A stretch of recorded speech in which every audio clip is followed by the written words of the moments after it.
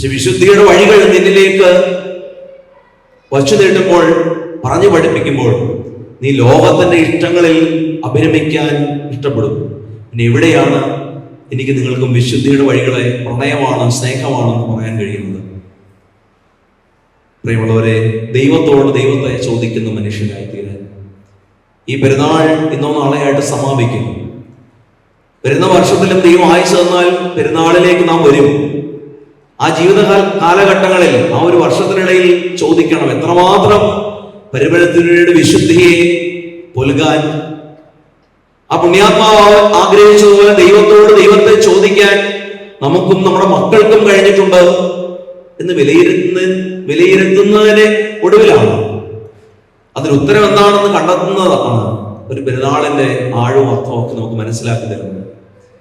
അതുകൊണ്ട് വിശുദ്ധി എന്ന് പറയുന്ന ദൈവത്തെ ചോദിക്കുന്ന മനുഷ്യരായി തീരുക.